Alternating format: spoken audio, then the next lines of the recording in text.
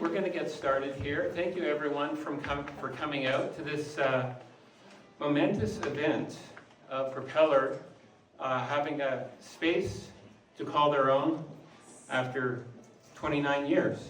It's amazing.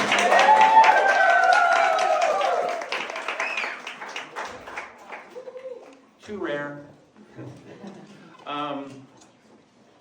We had 270 donors with financial contributions, and we really wanted to thank them off the top for coming out to respond to our request and making a gap closing donation so that we could make our competitive bid.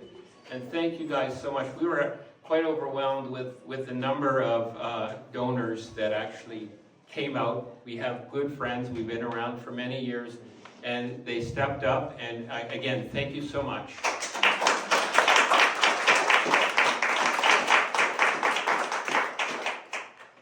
I'm just going to also talk a little bit about how we're going to proceed with this. We don't want to make this too long, but it was a complicated project.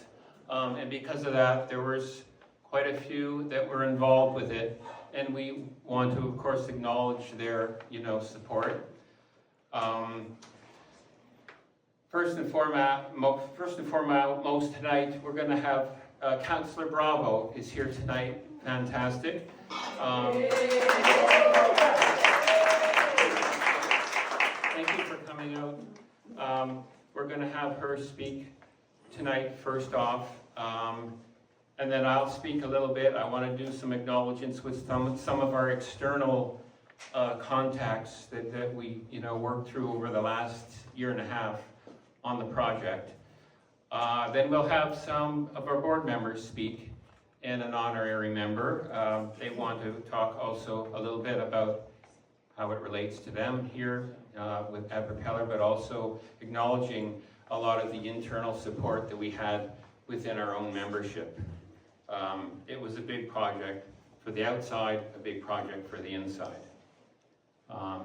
Before we get to that, we'll do our land acknowledgement, and Doris is here. She's going to do the land acknowledgement. She's our chair of maintenance and keeps the gallery humming and looking great. Doris. Propeller acknowledges that Propeller Art Gallery sits on the ancestral lands of the Haudenosaunee, Anishinaabe, Mississaugas of the Credit, and the Huron-Wendat. We understand that Propeller Art Gallery operates on land that is governed by Toronto Purchase Treaty 13, the Two-Row Wampum Treaty, and the Dish with One Spoon Treaty. The gallery also operates on unceded territory of the Anishinaabe Algonquin Nation. We are committed to peaceably sharing and caring for the resources around the Great Lakes and operating the gallery on the principles of inclusiveness as we continue to exhibit art created by artists from all over the world. Thank you, Doris, for that. So anyway, I want to thank again Councillor Bravo. Is Spencer's here.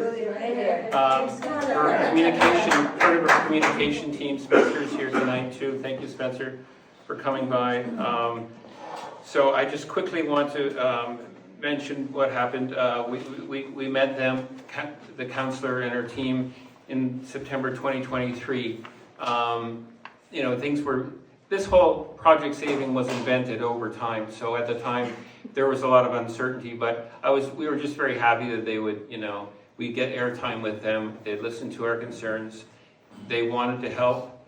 They couldn't say how that would be at the time, but there was it sounded like there was a commitment. And then in the spring of 2024, the councillor put forward to the city council this proposal for funding, and that they made a case for us, and that was success, and thank you so much for that. And I will let Councillor speak now. Thank you. Thank you.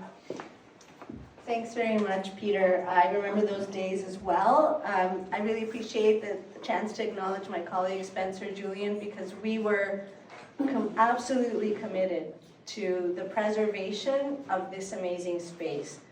You know, when you acknowledge the land, for me, it's what I've learned from Indigenous ways of knowing is that the economy and all the activity that we do is about taking responsibility for each other.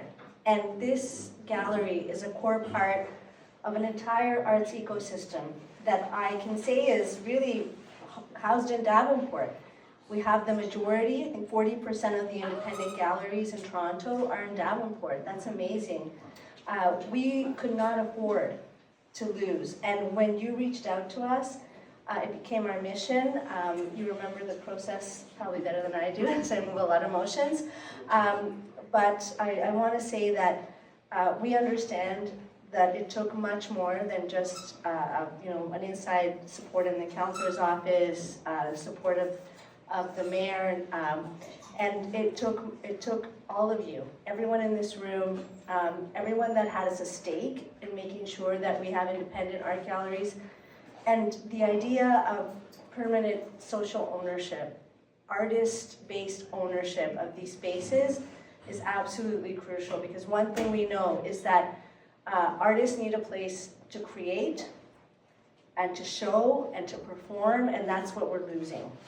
And we cannot afford to lose that. Sure, that you can't monetize the square footage in the same way, but it's incalculable what is contributed to society as a whole, and that has more value than anything. I also want to say that we're simultaneously working on retaining or trying to fight for the tenants and the triangle lofts.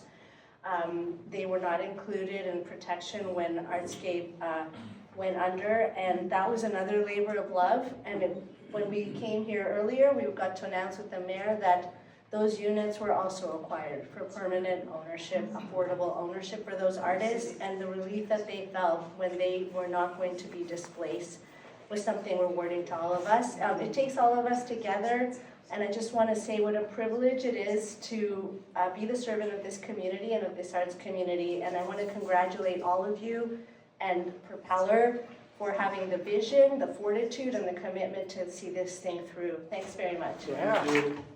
I'm just going to speak a little bit about some of the other external, contacts that we had. Some who could be here, who could not. So Erica Henneberry was one of our also first contacts in the fall, actually in December of 2023. Erica is the Senior Cultural Affairs Officer of the city. It meant a lot to us because she came down to visit our gallery in December 2023. That was a very, I'm remembering, I'm getting choked up because I remember how dark that was for us. Because in November, that's when Artscape announced that they were not going to be protecting our space, and the others, the receiver was going to sell those. But Erica met us in December at the gallery and talked about possibilities. So it was a bit of a light at the end of a tunnel shining, and it was very important. So she also connected us with the federal government, Canadian Cultural Spaces Fund, and also Chris Lee, who's here tonight, who I'll speak about, who is a great resource for us too. She said she was going to be here, but she had to cancel. She had something come up last minute, but she did say, "I'm so disappointed to miss this. It was truly the highlight of my year, and I was really looking forward to celebrating with you all.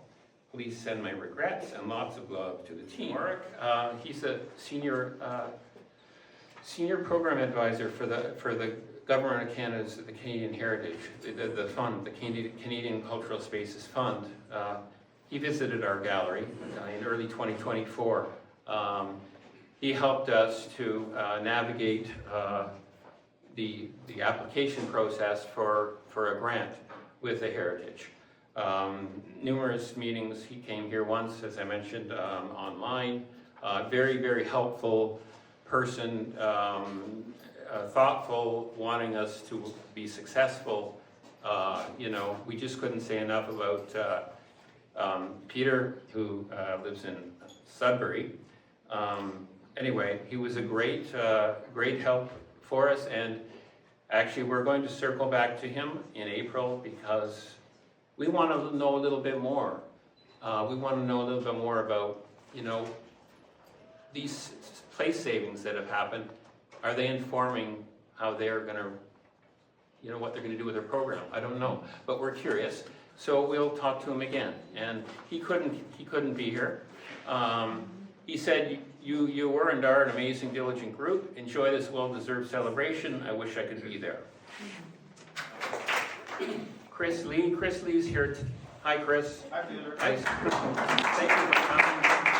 We just want to mention Chris was a great help for us as well. Chris, his organization In Spirits, it's impact investing. I guess it's impact investing and granting that they do. They have an office over at the Young Place location. And what happened there, as you know, is I think there was at least, was it 6 different entities? I don't know the exact number, but a number of them that were in the same boat as us because of the Artscape. Artscape owned their units. But Chris and his organization took it upon themselves to help shepherd and advise the group. They facilitated meetings of the group, and then Chris invited us into that circle because there was a lot of common things going on, of course. So we sat in on a number of meetings at the beginning with the group, but also Chris, after that, we had meetings directly with Chris. Advice he gave us, their organization and him, they know a lot about how the city is working, where funds can be found and so forth. So they're a great resource. And anyway, thanks, Chris, for all your help.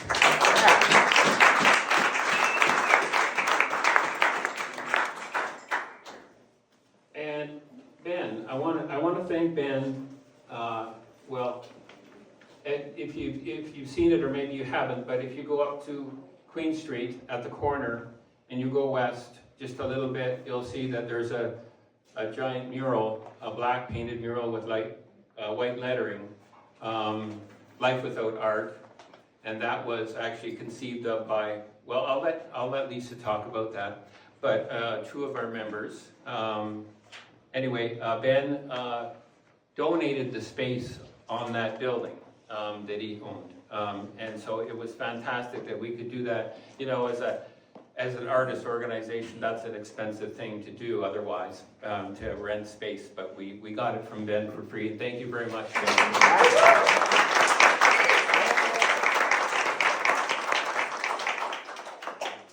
Those are my acknowledgements for those on the outside. I just want to, before I move on, and we'll have our board chair, Lisa Johnson, speak, I just want to mention one thing. So this is something that I learned about this area, when this all happened. I don't live in this ward, but there's a lot of history here. And, it's enough for a book, honestly, not just this triangle. What happened between, 2005 and maybe 2015, the development that happened, the neighborhood groups, community groups like Active 18, and another one called Model 48, who, when they realized that the city wanted to redevelop the area because it was quite old, the buildings were very old, there's warehouses from the late 1800s that artists loved, the high ceilings, everything. They lived in them, there was many. But a lot of them were falling apart. The city wanted to redevelop, the developers found out, they started writing plans, very quickly things started to move. But the community found out about it, and they worked very hard over 10 years to try and help steer some of those things towards, better living for citizens, and arts and so forth. And they were very successful in many fronts. They didn't get all that they wanted, but I understand that the theater center was a significant thing that came out of all that. That was before that was a Carnegie Library, then it became a mental health unit for the city that worked there, but it was underutilized and they were successful with that. They worked with Artscape with this building. They wanted to, they knew about that. There was a big warehouse just north of us, 48 Abel, which is part of the John Abel factory. They took it down, and all those artists didn't have, places to live. So the community was involved with making sure that there's spaces here still for the artists to live. That's how these came about above us. They were very instrumental in the park. I don't think many of them were, maybe they wanted it to look and do more. They were hoping for arts events to be held in the park. They had a vision for all that. Maybe that didn't happen, but the park might not have happened without them, or it could have been a sliver. It's nice to have an open space with all the condos. So all those things, this was a group that worked 10 years, volunteer, they were just citizens. Anyway, I just wanted to mention that. That's a bit of our history here too, and respect, the work that was done. Anyway, yeah. So we have some board members here that would like to speak, and Lisa Johnson is going to speak first. She's our current chair of the board. Lisa's was very helpful on a number of fronts. Well, she works very hard, mind you. Just being the chair, if anyone's been, they know what it's like. It's very busy. But follow-up communications with the government, she's done a lot of that recently, working with the donors. She's fantastic at communicating. When she communicates with somebody, they usually answer. With me, they don't really. So. I'd like to start off by acknowledging the two people who are most responsible for this momentous occasion. Susan Ruptash. Who's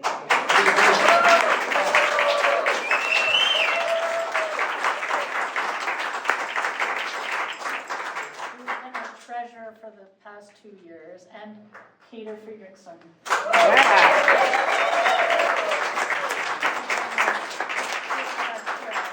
For several years.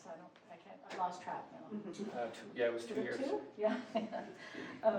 This dynamic duo led us through uncharted territory, researching and pursuing all funding avenues and securing financial commitments from both federal and city governments, leading our space-saving committee with past chair Francis Patella. Working with a real estate lawyer and realtor to come up with a competitive and winning bid.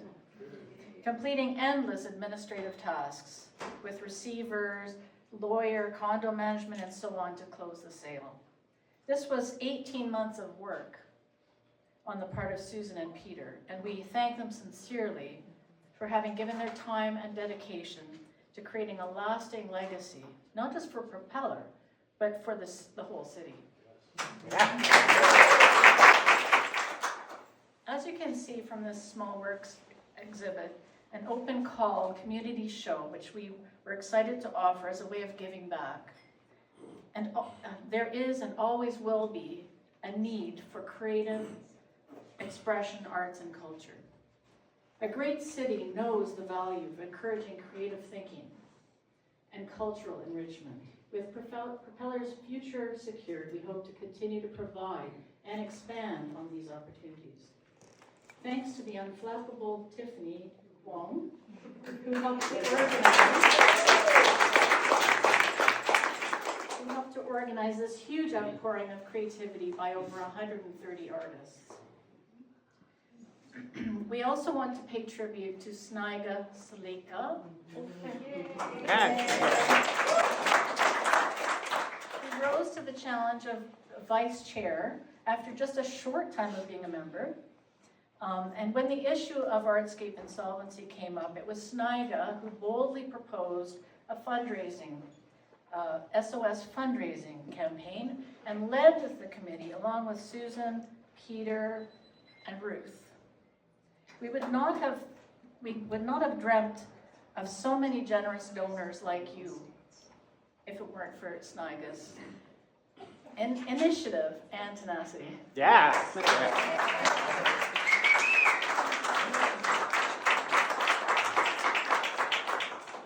Thanks also to our clever and steadfast Carleen Willette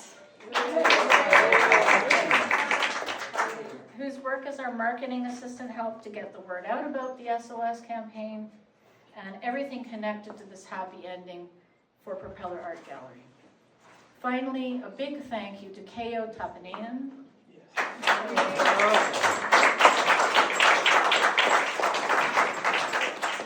who has been a member of Propeller for 25 years. Wow! And continues to help us faithfully with his graphic design talents. He created the invitation for this event as an example, and the lovely donors poster at the front of the gallery, along with hundreds, maybe thousands of graphic designs over the many years. Before I turn the, oh, sorry, we have to clap.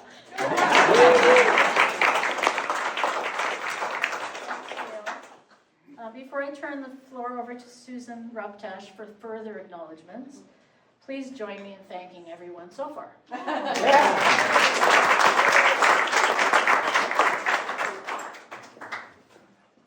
Thank you, Lisa. Thanks to Don Mulholland, who was our realtor, who helped us navigate putting together a blind bid for a space against a high-powered receiver is not for the faint of heart. So it was really tricky. How much do we bid to get it, but not too much, because we don't have too much. And Don was really helpful, and thank you for helping us navigate who was here until just a second ago. Our gallery director.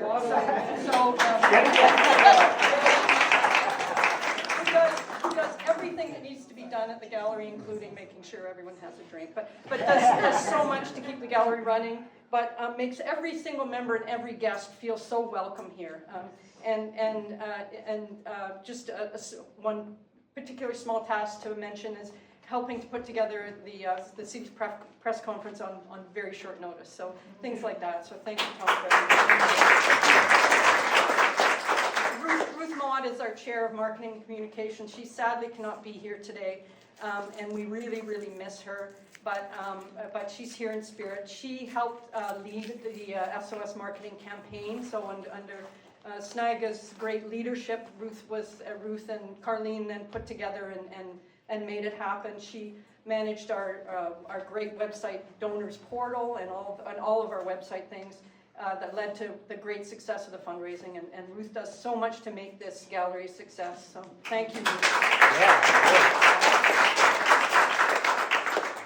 What I call the egg team. so the Life Without Art project. So Jody Calero and Tracy Thompson, thank you so much for bringing the project to life and for helping us finance the project. And then Doris Purchase, hiding in the wings. Where's Doris? Over there. Doris Purchase and Tracy Thompson put the art together and made it come to life. This installation, thank you. Brought a lot of attention to us. The gallery's kind of down from the corner and things like that, so brought attention to the gallery. But I think more importantly spoke, which is one of our values, to the value of art beyond the gallery. So was not just about saving our space, but life without art, life with art. So talking in a much broader sense on how important art is to us as human beings. So thank you, team. Michelle Letard, who's our past chair, current chair of membership. So again, helping, stepping in without question. Michelle steps in without question as she's stepping in now to whatever needs to be done. She's always doing that, and she stepped in to organize and MC the city's press conference on very short notice and did her usual perfect job at it. So thank you.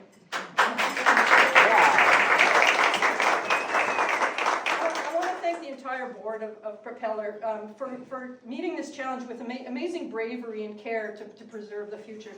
Because it's for a not-for-profit gallery.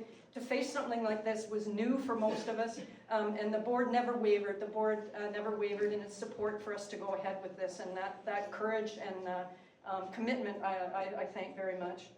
And then finally, all of our members who continue to have trust in the board and our decisions making forward, and didn't lose faith in the gallery as we navigated all this. So we are nothing without our members. So thank you, each and every one. I think this whole exercise is a kind of a case study in resilience. That's what I think about when I think about what we went through. We faced a challenge that could have seriously altered our future. And our group showed amazing resilience in we grieved for a mere second and then we got to work. How can we turn this around? How can we save our gallery? And this spirit of resilience is not new for Propeller. You heard from Peter a little bit about the amazing history of the gallery, the boldness of the people who founded the gallery, the continued perseverance of the chairs and the members and the board members. Some are here today over the years as the gallery faced challenge after challenge. And I think resilience is really in our DNA, and we've proven that that kind of resilience is worth fighting for. So luckily for us, this resilience was also echoed in the diligence and the hard work that was performed for us behind the scenes by our funders and supporters that Peter has talked about, and our friends throughout the process, because they similarly faced challenges in their organizations, in their processes, and we know, we didn't see it, but we know that they were facing the same kind of thing, and they didn't give up on us either, and we appreciate that. So I know that Propeller is going to survive and thrive for many years to come, and I could not be more proud to be a member. Thank you.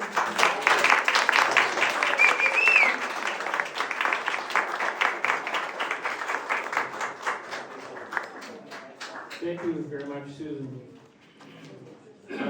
Next up, we have Frances Patella. She's a past board chair, Space Saving Committee. Frances. Thank you, Peter.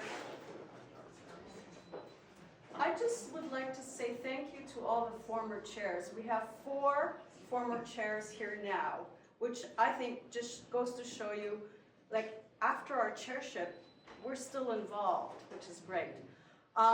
I want to just give you a little brief history.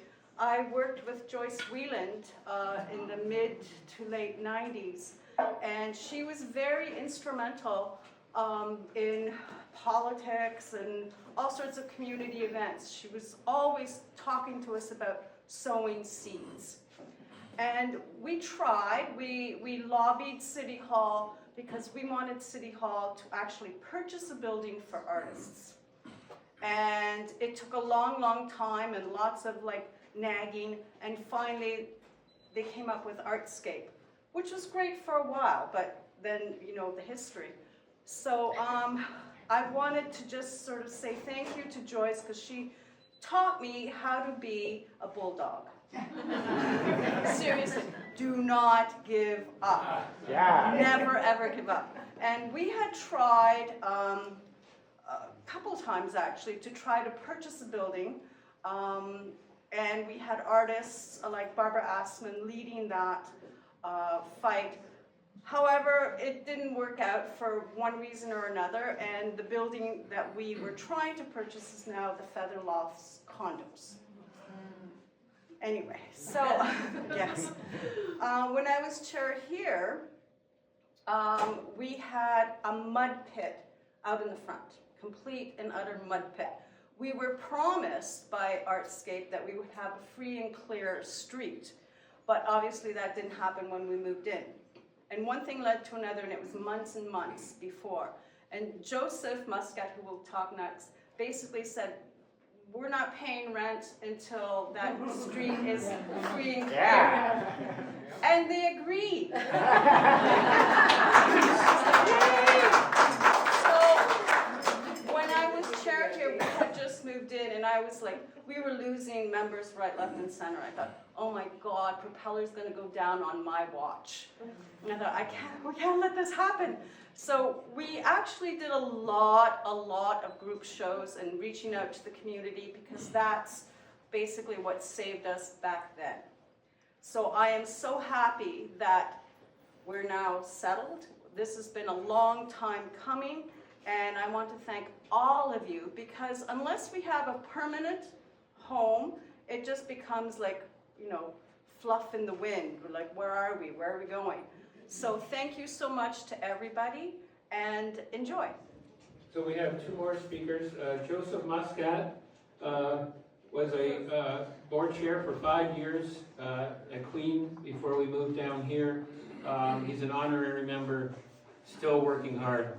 Joseph. Thank you.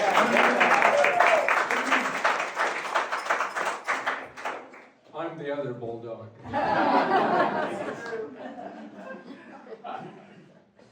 And I guess I'm also the guy who started this whole mess. Beautiful mess. Thank you, Peter, Susan, Snega, and everybody else who navigated the legalities and politics that got us this jackpot ownership of our own gallery space. In mid-2014, in my 5th year as chair, it was plenty clear that we were going to have to move from our Queen location because our lease was up, our landlady unbearable, and our rent was going to go up through the roof. So we started looking east and west, and I started a discussion with Artscape about their triangle loft space right here, which at the time was in a construction site, basically. Able Street was barely accessible to anyone. So I negotiated hard with Artscape as we were desperate, but so were they. It was actually Ross Webb, who is also here, and I who signed the lease. I pressed for a 10-year lease to give Propeller some stability in location and expense, and tried hard to also negotiate a rent-to-own lease. I really wanted us to have some investment in our property, in our rent, but they claimed they couldn't legally do it. So on January 1st, 2015, we moved to this place amid a still completely torn up road, hoarding on both sides of the street, and a near zero visibility of and attendance at our gallery. Once again, I pointed out to Artscape that they had guaranteed the street would be all restored by the time we moved in. Hard times called for hard negotiations, and after twisting a few arms, I convinced Artscape that if they wanted us to honor our lease, they would have to honor their promise, and just like that, Propeller was on a rent-free basis until the road was completed, and traffic could once again pass through it. It was a whole year. Wow. So 10 years later, to the date, this would have been the final year of our lease. Unfortunately, Artscape is not around to renew it. But we are here. More importantly, we are here. Luckily, Propeller is here to stay, and long live art, and vive Propeller. And to quote an old nautical proverb, our passions are the wind that propel our vessel. Yeah. Thank you, Joseph, and the inspiring finish to that. Our next and last speaker is Michelle Letarte, past board chair. She was, for a couple of years, when she was chair, we had COVID. There was another crisis she went through with us and steered us through it. Michelle, thank you. I'm an immunologist, so that was the perfect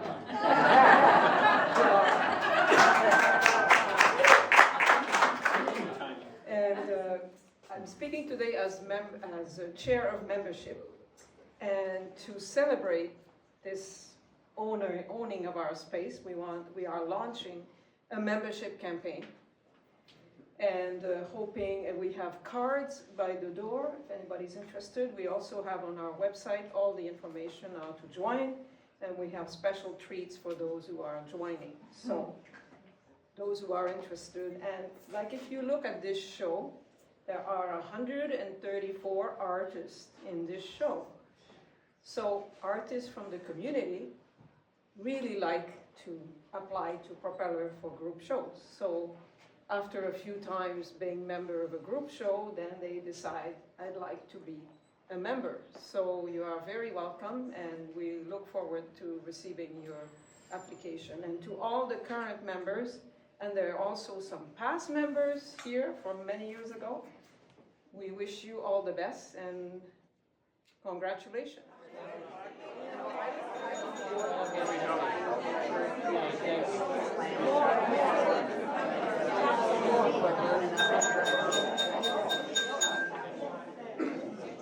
Okay. We got attention, thank you, Tom.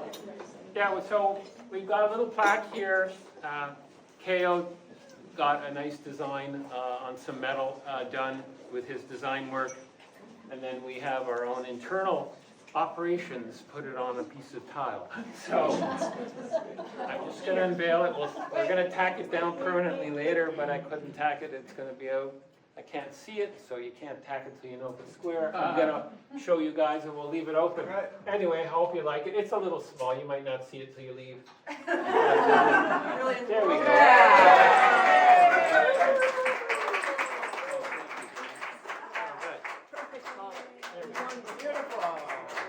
Can you read what it says? Yeah, well, it says Propeller Art Gallery, proud owners of our space, February 11, 2025. We express our great gratitude for the generosity of the Government of Canada, the City of Toronto, hundreds of individual donors, and the dedicated volunteer efforts of our Board of Directors, and the two logos of the city and the federal government. Yeah.